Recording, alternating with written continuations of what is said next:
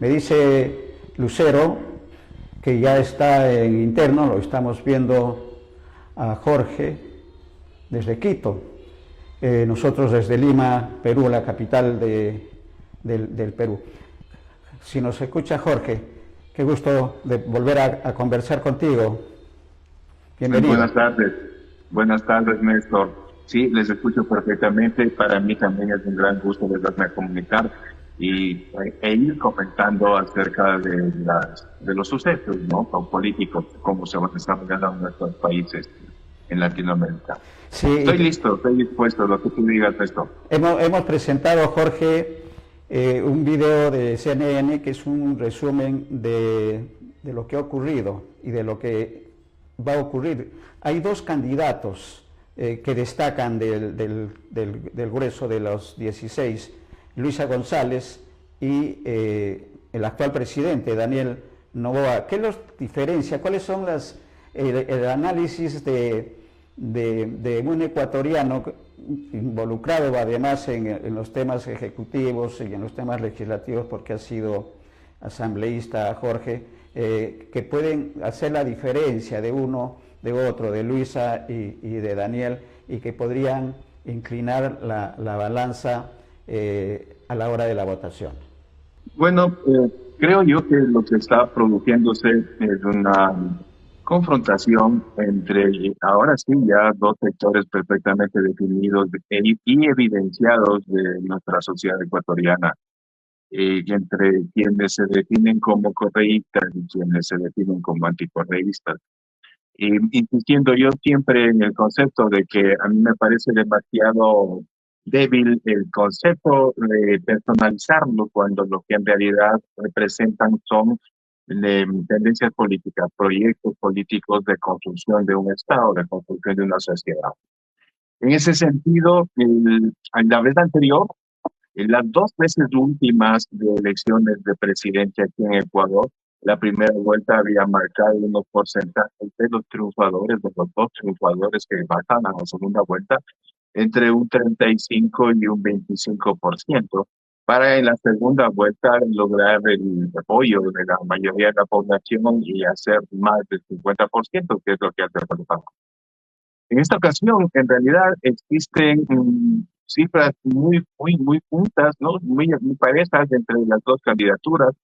Dependiendo de las encuestadoras, unas les dan diferencia de 3 puntos, 2 puntos, 4 puntos, alguna inclusive con algo menos de 1,5 puntos de diferencia entre las dos candidaturas. Esto implica que el Ecuador en sí, para esta misma primera vuelta, ha tomado decisiones ya muy radicales como para poderse definir por una de las dos candidaturas. Pero yo digo, respondiéndote a tu pregunta, Néstor, que el análisis de la clase de proyecto político que cada una de las dos candidaturas está proponiendo al Ecuador está también salpicado y muy determinado por este otro elemento inicial que estoy conversando, les estoy conversando, que es el tema correísmo y anticorreísmo.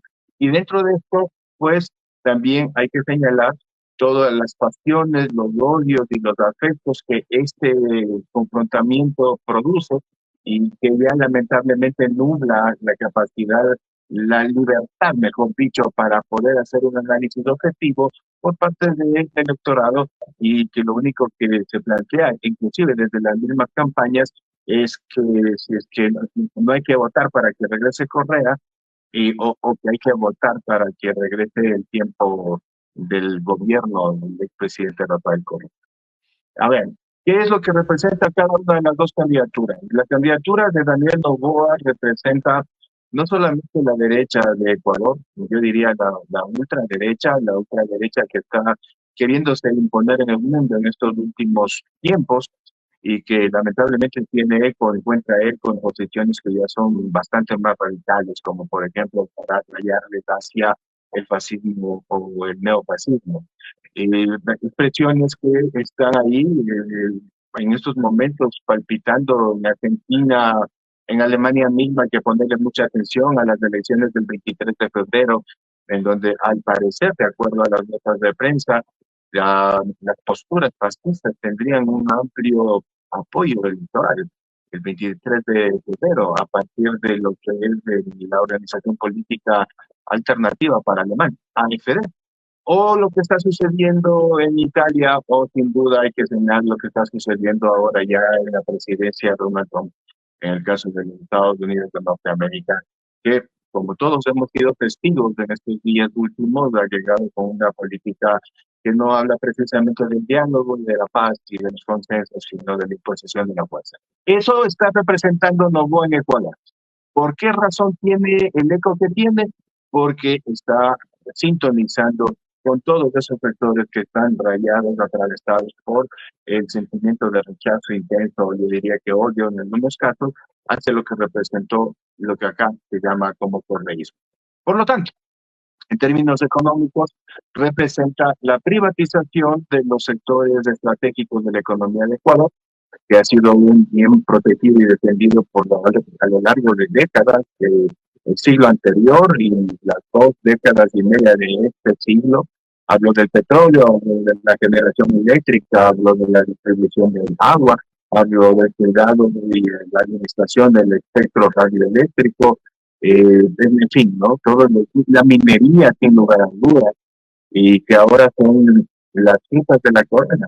Hay una aspiración muy intensa de parte de estos grupos transnacionales a los que hace parte el presidente actual de Ecuador y su familia como dueños y gerentes de la corporación NOVA, que es un emporio de nivel mundial. Si no estoy equivocado, está dentro de las 100 fortunas más grandes del planeta. Entonces, obviamente, tiene las relaciones con las otras personas del planeta y está vinculado en negocios tanto aquí como en otras esferas de la Tierra. Así que eso es lo que en lo concreto significa. Esto añade todo lo que tiene que ver con la doctrina del neoliberalismo, es decir, el achicamiento del Estado, que implica la disminución de la capacidad del Estado para ofrecer servicios de calidad a los ecuatorianos. Disminución de médicos en los hospitales, disminución de medicinas en los hospitales, personal de salud en general, disminución del personal de seguridad y vigilancia para la seguridad ciudadana en los barrios, disminución también de equipos técnicos como psicólogos, educadores, trabajadores sociales, para instituciones tan importantes que han causado tanto malestar en los pasados años, como por ejemplo en el servicio de cárceles acá en Ecuador. Y los equipos técnicos fueron desaparecidos bajo el concepto del achicamiento del Estado. La premisa fundamental que maneja el neoliberalismo, que es que el Estado sea tanto un árbitro, que sea un observador árbitro, que permita, entre comillas, que las fuerzas del mercado sean las que se autorregulen. En este sentido, cuando nosotros hablamos de la elección de un presidente, estamos hablando no de la elección de una persona que va a representar o proponer las leyes del mercado, porque quienes operan el mercado son unos pocos en relación con los millones de ciudadanos que no son los que operan el mercado, sino que son las personas que están como trabajadores o como clientes o como deudores de las instituciones financieras de la moneda. Claro, de manera. Así que ese es el programa en resumen, en una síntesis muy objetiva de lo que propone Daniel Novoa. Excelente. Si usted me dice de lo concreto, seguramente alegará continuar con lo que él ha llamado el Plan Fénix de seguridad. Acá es muy cuestionado el Plan Fénix, no existe resultado, no existe. El mes anterior, en enero, terminó con 732 personas asesinadas en el Ecuador, constituyéndose en el mes de enero más violento de los últimos 15 años, y que penosamente ratifica tan solo de que Ecuador hoy es el país más violento del mundo, y que entre nuestras ciudades existen 3 de las ciudades más violentas del mundo también. Ese es el Plan Fénix. No, en realidad no existe ningún resultado. Sin embargo, políticamente plantean y proponen la convocatoria a una nueva asamblea constituyente.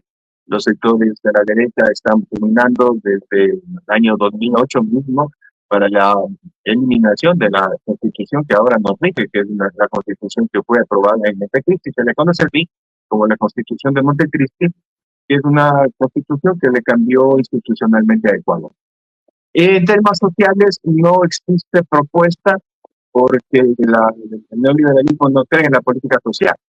Entonces, es muy limitada en el sentido de plantearte tan solo un sistema de educación que sea muy limitado, que sea deficiente. En realidad es deficiente porque sin presupuesto no hay equipos técnicos ni tampoco existen insumos. Por lo tanto, no podemos hablar mayor de eso. En el tema de vialidad, carreteras, no están destinando los recursos que hacen falta para el mantenimiento de lo que fue el año 2013, me parece, declarada la red vial de Ecuador como la mejor de Latinoamérica, y que a partir de la entrada al gobierno del expresidente Lenín Moreno, se dejó de cuidar todo lo que debía darse en mantenimiento precisamente para provocar la destrucción y a partir de ello decir que las obras que se hicieron en este gobierno anterior no fueron de la mejor calidad técnica. Esa era la estrategia. Así sucedió con hospitales, con las unidades administrativas del Estado, por ejemplo, los complejos judiciales, las unidades educativas del Milenio, la universidad acá se fundó, se inició una de las universidades que debía ser una de las metas de conocimiento en Latinoamérica, conocida como la Universidad de Yaca, un proyecto de primer mundo en realidad, en la provincia de Imbabura. Se le descuidó por completo y finalmente se entregaron sus terrenos para que ahí funcionara un sitio destinado a otros objetivos.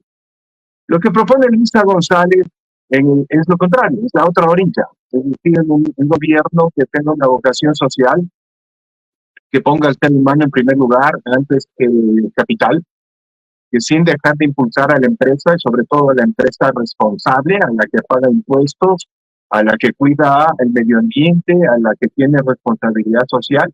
Esos son los tres parámetros con los que aquí analizamos a la empresa, a la responsabilidad de la empresa. Bueno, impulsar a la empresa, impulsar la producción, obviamente, pero también garantizando que todos los demás, los otros 18 millones de ecuatorianos, estemos todos en condiciones de poder tener un ciclo de vida que te garantice tener un nivel de dignidad, un nivel de desarrollo humano y un nivel de buen vivir, que es como se llamó precisamente la propuesta desde el año 2007, durante el gobierno del presidente Correa.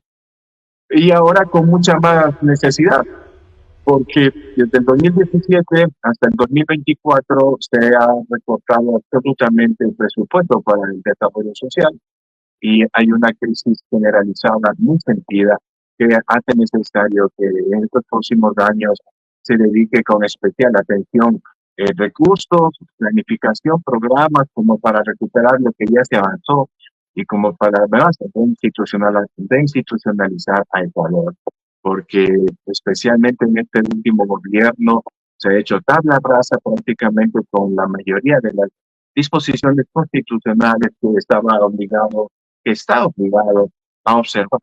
En esta campaña pues ha habido mucho incidente con la vicepresidenta Verónica Abad, a la que con todos los subterfugios de mal carácter legal, ha impedido que ella se encargara de la presidencia mientras el presidente actúa como candidato. De hecho, no ha dejado la presidencia. Este mes de campaña, mes y medio de campaña, lo ha enfrentado ejerciendo la presidencia y ejerciendo también la candidatura, lo cual acá no es permitido por la ley.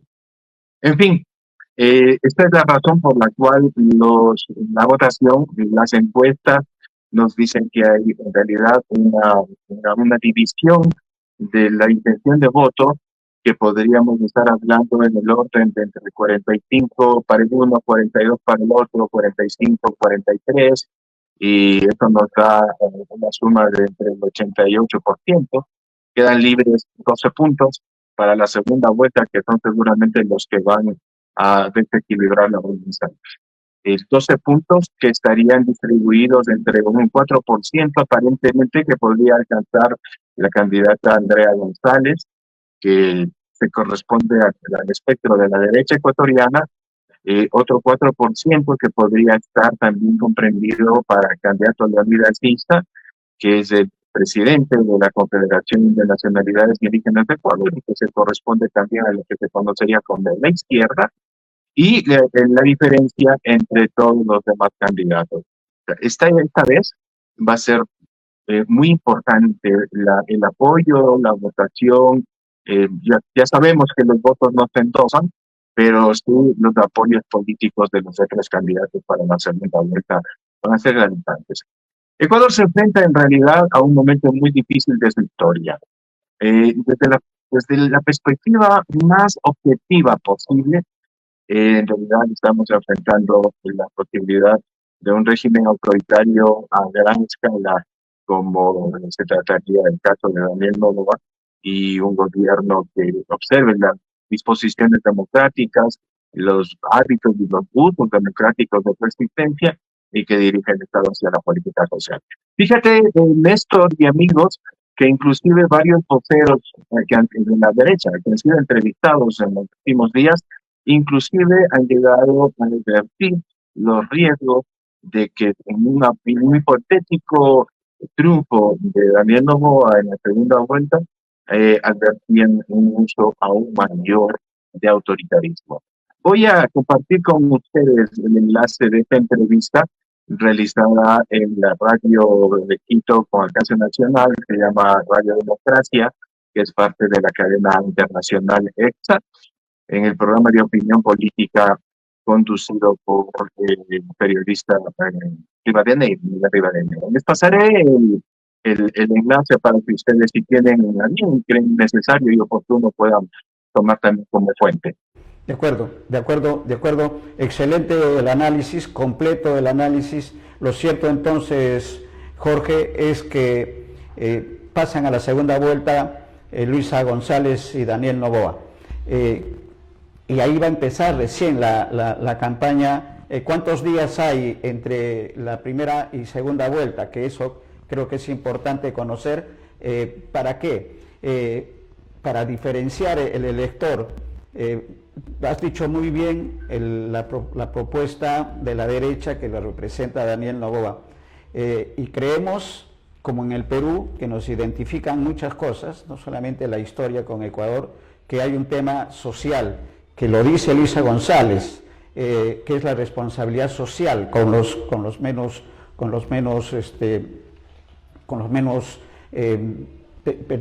ciudadanos que tienen menos posibilidades económicas, y es el tema de la seguridad ciudadana, el tema del crimen organizado.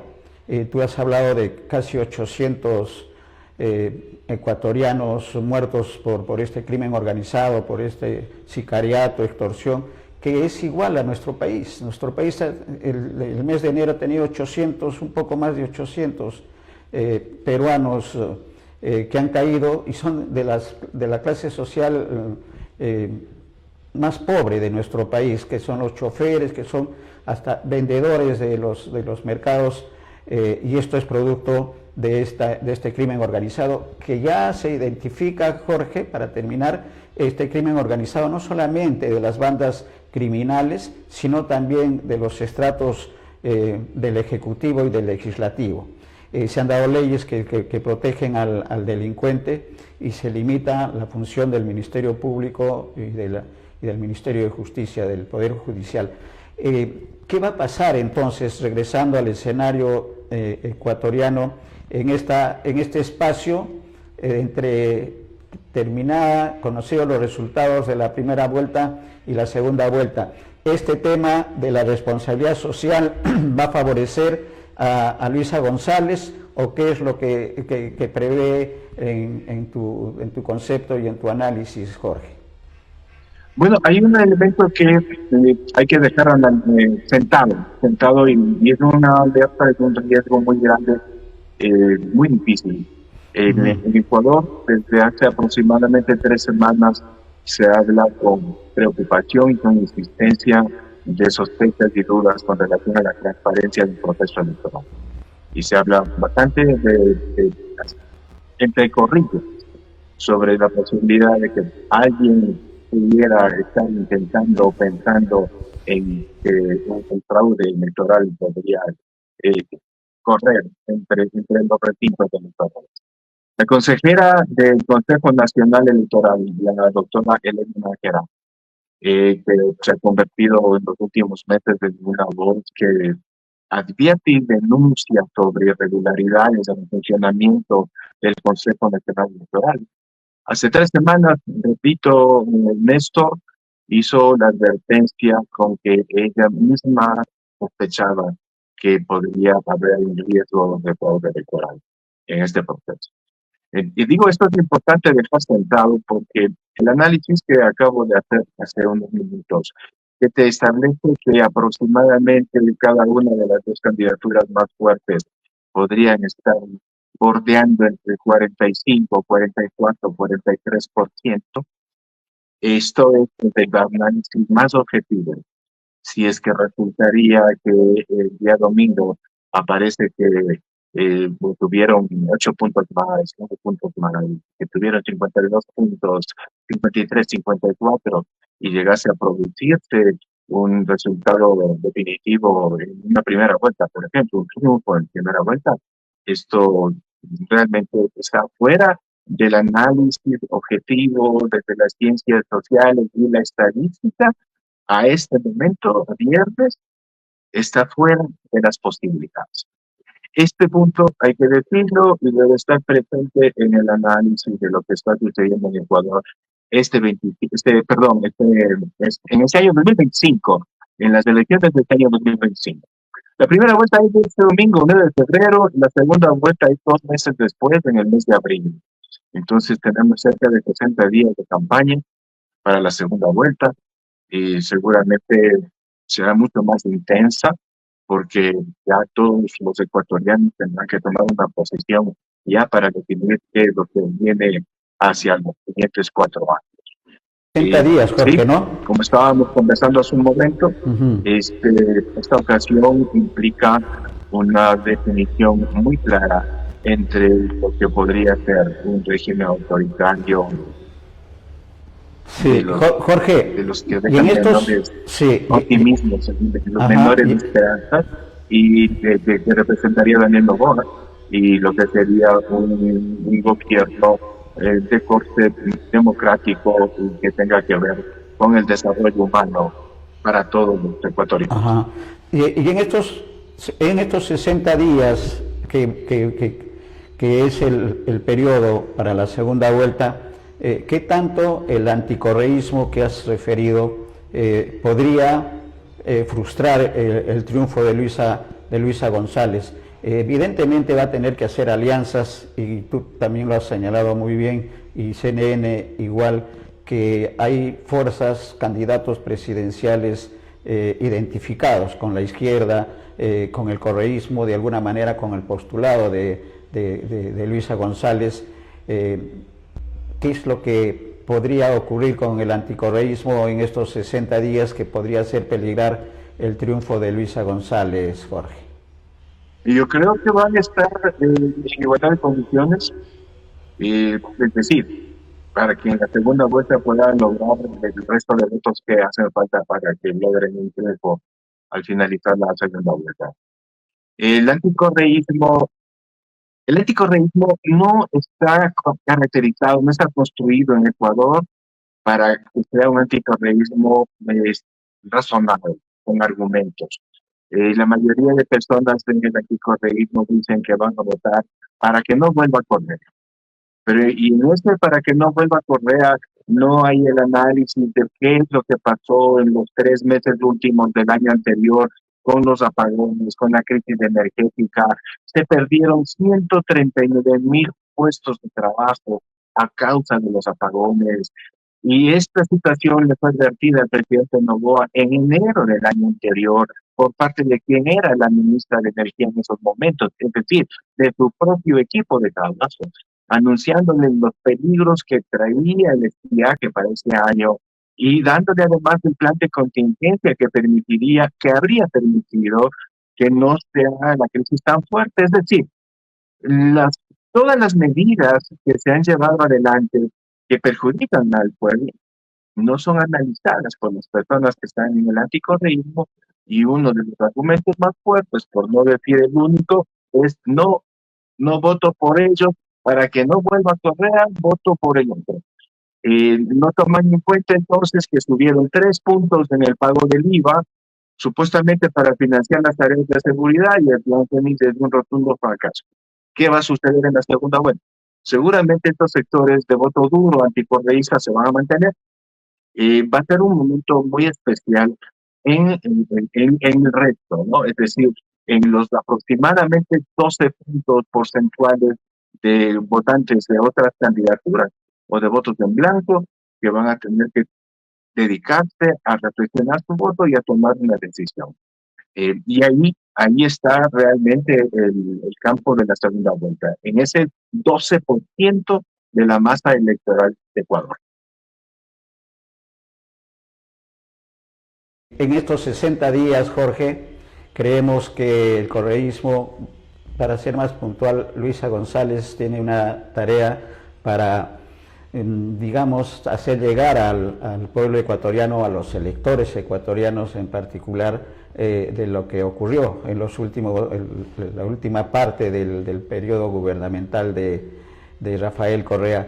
Es una tarea difícil, pero hay un voto independiente. ¿Qué porcentaje de ese voto independiente va a decidir finalmente, Jorge, el futuro presidente o presidenta de Ecuador? Que debe ser un porcentaje además bastante bajo, pero que finalmente por un voto se ganan las elecciones, y eso es cierto y universal. ¿Cómo ves ese tema de los independientes, de los que no son anticorreístas y tampoco coinciden totalmente con el postulado que lo enarbola ahora Luisa González? Bueno, los independientes estarán representando alrededor de este 12% que te digo, es decir, las personas que van a votar por la otra candidatura. Sobre ellos estará dedicada una gran parte de la campaña. Creo que en esos momentos no va a alcanzar el tiempo como para que se pueda explicar o aclarar lo que representó en bien y lo que también los posibles errores que se pudieron haber cometido en el gobierno del expresidente Correa, porque eso realmente quitaría mucho tiempo, pienso yo. O sea, creo que sí van a dedicar un tiempo, a lo mejor residual, pero el grueso del tiempo de campaña deberían de ser dedicados como para poder analizar los problemas de hoy, porque los otros sectores no quieren ver los tiempos de hoy.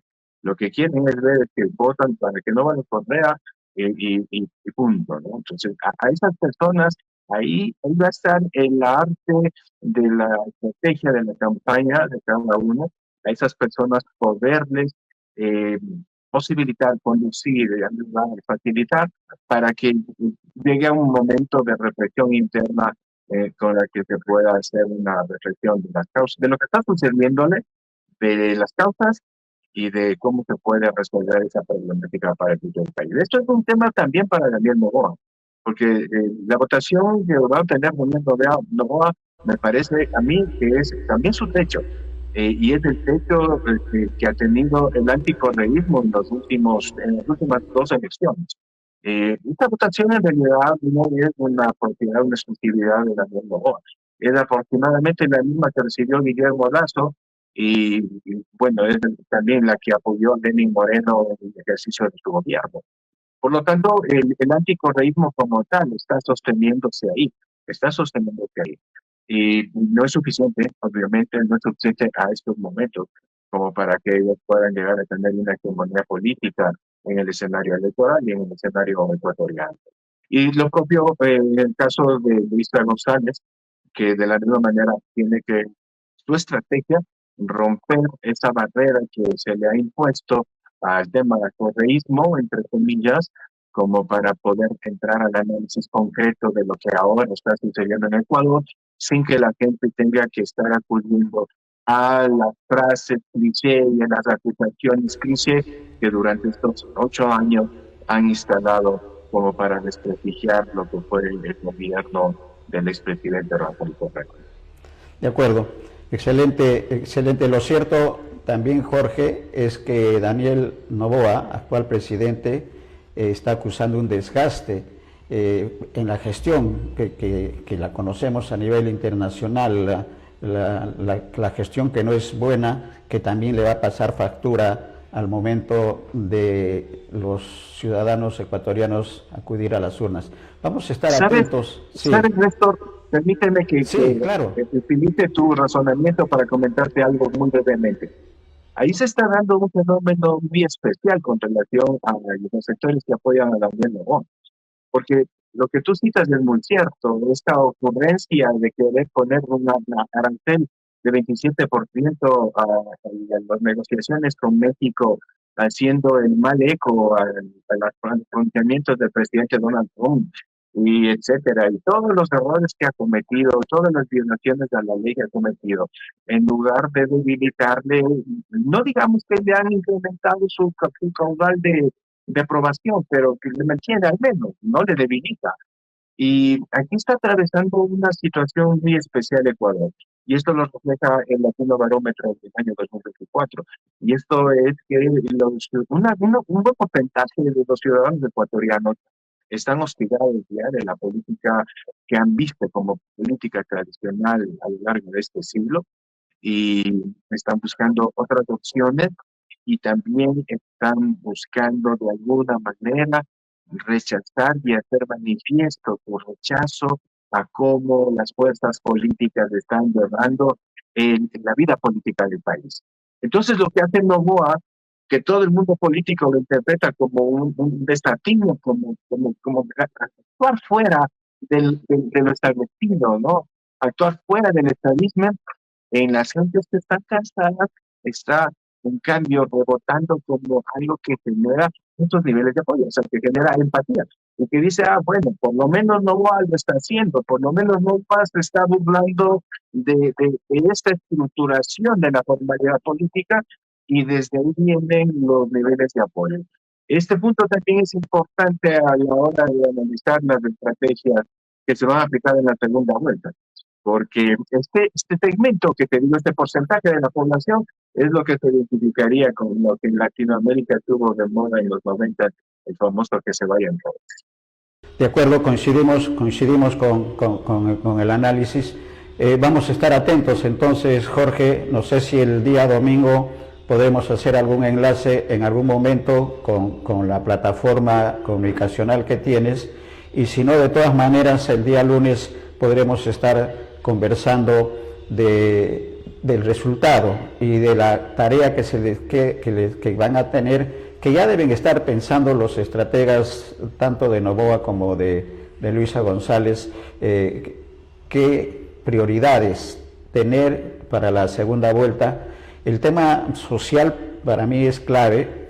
Quien mejor proponga las soluciones a este tema de inseguridad, a este tema de falta de empleo, de desatención en los servicios de salud, de educación, son claves y ahí está el gran bolsón electoral de los más pobres en el Ecuador, que es similar la situación a la del Perú, y creo que ahí va a estar la diferencia. Vamos a estar atentos, Jorge, si hay algún comentario final con respecto a este proceso electoral que tiene características similares con el nuestro. Nosotros también vamos a tener más de 30 candidatos presidenciales, pero se está trabajando muy bien las alianzas. Creo que algo que no funcionó muy bien en el Ecuador, porque cada uno va corriendo por su propio carril. Vamos a estar atentos entonces. Comentarios finales, Jorge, de esta entrevista, con el agradecimiento en nombre de todos nuestros televidentes.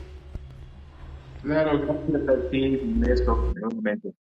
Como comentario final y en función de las similitudes que existen entre la situación política de Perú y de Ecuador, yo quisiera ratificar un comentario que he hecho contigo y en otros espacios también varias veces. Esta es una hora en Latinoamérica en la que nosotros necesitamos, quiero decir nosotros quienes estamos en el mundo político, necesitamos entregar todo el esfuerzo para que los electores tengan las informaciones independientes y objetivas como para poder llegar a tener un voto consciente y que no sea un voto que sea el resultado de una campaña que motiva y alienta emociones y las más intensas y a veces las más perversas emociones para impedir el pensamiento y tan solo despertar las pasiones. Entonces, necesitamos en Latinoamérica un elector informado, necesitamos construir cultura política. Aquí en Ecuador ya hay tres veces, en tres escenarios distintos, que yo planteo la necesidad inclusive de que la materia de educación política sea incorporada al pensum de estudios de la educación del bachillerato, porque al momento en el que pues, el ciudadano de 18 años se enfrenta a su primer voto, si es que no tiene la información adecuada, se enfrenta a un analfabeto político ante una situación que va a definir su vida futura por 4 años, por 5 años, por 6 años, dependiendo de cada país. Y esto cada vez que le llaman elecciones. Y el sistema se empecina en no entregar información política, educación e información política a los electores. Les quiere tener tan solo como un grupo humano que es convocado en las elecciones, sujetos a los vaivenes de las técnicas de la comunicación política, de la psicología social, de la psicología de masas. Y no es justo. Yo considero que inclusive debería ser elevado la condición de una nueva generación de derechos humanos para la humanidad. Es un derecho humano tener formación política, porque de ahí depende su futuro en verdad. Gracias, Néstor. Gracias, amigos de BIS. Gracias, amigos de Perú. El día domingo nos ponemos de acuerdo por interno. Con mucho gusto podemos hacer 2 o 3 enlaces durante la jornada electoral. Hasta pronto. De acuerdo. Gracias, Jorge. Gracias por la oportunidad. Vamos a estar en comunicación para ver qué hacemos el domingo o el lunes de manera puntual para nuestros televidentes. Lo cierto también, finalmente, de nuestra parte es que Latinoamérica tiene que pensar de manera diferente luego de asumir el cargo de presidente Donald Trump. Latinoamérica tiene que unirse. Es la única manera de enfrentar a la prepotencia, que es lo que está representando Donald Trump con el tema, para hablar solamente uno de los temas, que es el tema de los inmigrantes. Pero esa es una tarea a futuro y hay que educar. Coincido totalmente contigo, Jorge, que hay que considerar lo que en algún momento en el caso del Perú, y quien habla tuvo cursos de economía en la secundaria, que es el tercer nivel de la educación pública en nuestro país y privada también, que no se da ahora. Y que es necesario. La educación cívica, ese es otro curso que también, incluso hasta había un curso de instrucción premilitar, IPM conocido, que te daban reglas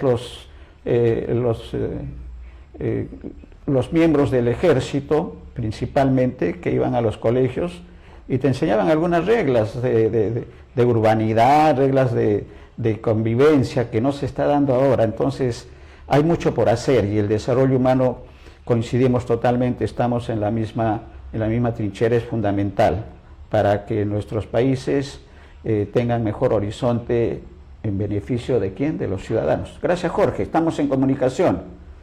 Un abrazo. Muchísimas gracias, Néstor. Hasta la próxima.